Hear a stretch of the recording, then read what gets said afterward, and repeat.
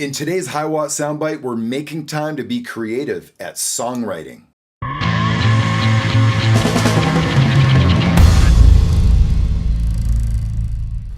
Don't you just love when you can come down into your own space and just do nothing but be creative?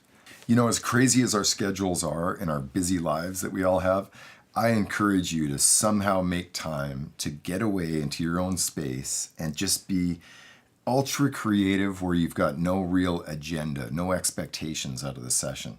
I mean, obviously to be really cool if something fun and awesome happens, I will sometimes start playing with the modular rig, or I'll sample something and slow it down and start playing around, or there's just no real rhyme or reason a lot of times to how I actually get started on something. Quite honestly, I'm not a very good performer at any instrument, but I can get by playing guitar and piano and enough in the studio because, of course, I know how to use Pro Tools. So like a lot of you, I hope, even if you're not that good a player like myself, I hope that you're able to sit down in a quiet room, put a really good microphone on your guitar, come up with a good tone, and just jam. So I'll often come down and just jam out ideas on guitar, and typically if I'm jamming away and I hear something that just, even if it remotely sounds interesting, I'll try and repeat it a few times so that I can go back and make a double of it. And then I'll often sit down and go ahead and do that right on the spot. I'll usually put the guitar down and just start listening back to everything and just capture what I like and do a few edits and try a few different things. In this particular track, out of playing like 20 minutes of my acoustic, I just came up with these two riffs doubled and kind of called them sample tracks. Here they are.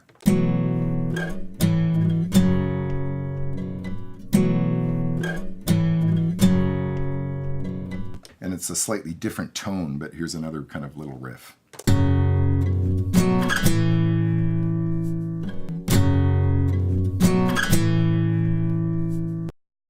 So here's a great example of a couple of little stereo guitar loops that I came up with, saved them up, closed them out in a session, and just forgot about them. I think in this case, it was probably sat there for a year, maybe even a year and a half. Before one day, I was just, again, came down with some extra time in the studio, just wanted to be creative, but I didn't want to set up a mic and, you know, I don't know about you, but sometimes I'm just too lazy to even do that. I just want to open up the computer and start working on something. So it's really nice to have that collection of ideas. Well, I dug this one out, and as soon as I heard that second riff, I kind of gravitated towards this second little riff.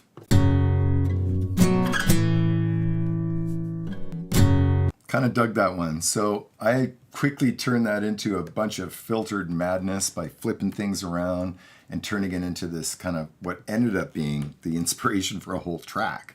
Check it.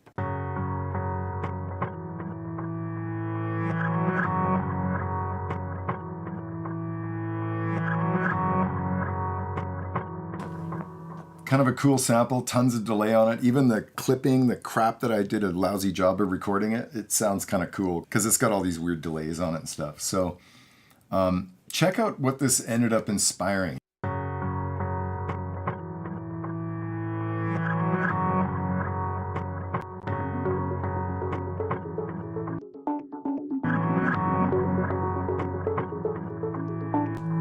This bass sequence.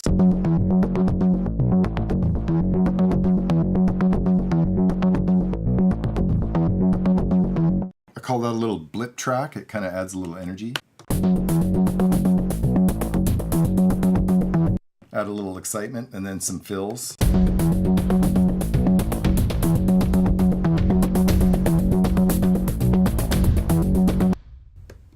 Big old bass guitar note coming up.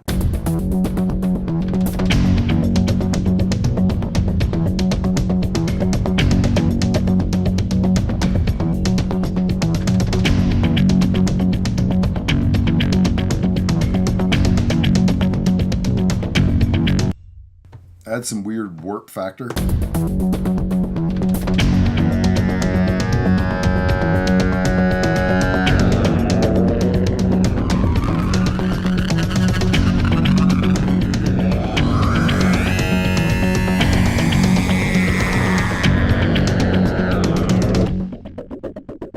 Classic kind of 4 on the floor kicker coming up. Oh, you like gotta love bass chords. Oh my goodness, I love bass chords.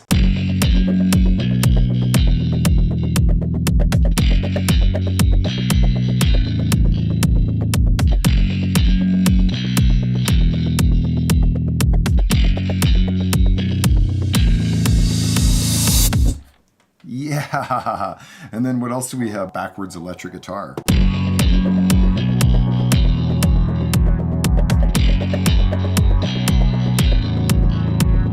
And I found this really fun sound on the modular rig that it just worked so well in this track. I thought it creeped it out just perfectly. I fade it right in here.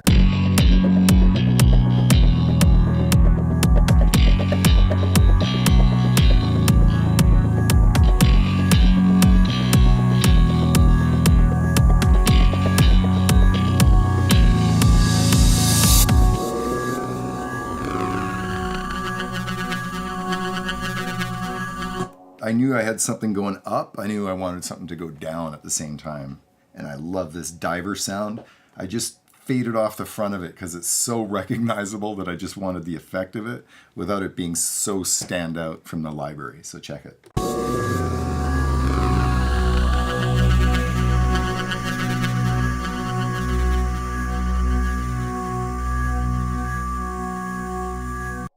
You know, I'm not afraid to use libraries in any way, shape, or form. If they sound really great and they help me in my production, I don't even think twice. I mean, typically I'm not going to just needle drop. I'm not just going to drop a sound all by itself and use it in my recording that someone else did.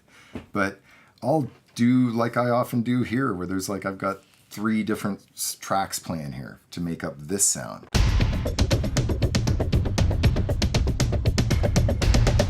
Now, some of those samples are recognizable, no question, but, you know, you put enough interesting things on top. And, you know, as long as somebody's making an effort to make their own thing of it, I'm all for using samples.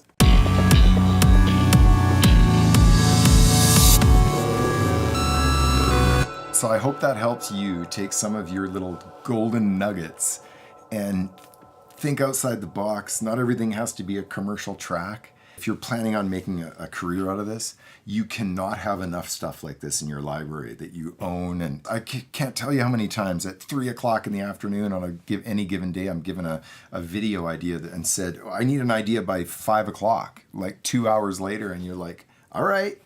I mean, the answer is always yes. So it's like, let me grab it and see what I can do. And so a lot of times I'll just throw the video up, and as soon as I look at it, I'll just start thinking about that catalog, and I'll just kind of scan the brain, and maybe I'll go listen to a couple things, and I'll be like, yeah, that'll work. And boom, import a session, you're already off to the races. Turn half of the stuff off, you got a cue, you know what I mean? So add to your library. Don't be afraid to take those cheesy little guitar ideas like I did on this session and turn them into something fun.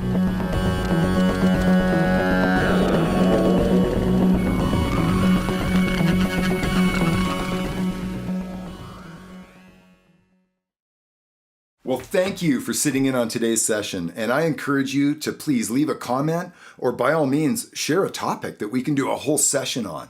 And if you like today's session, please consider subscribing to my channel.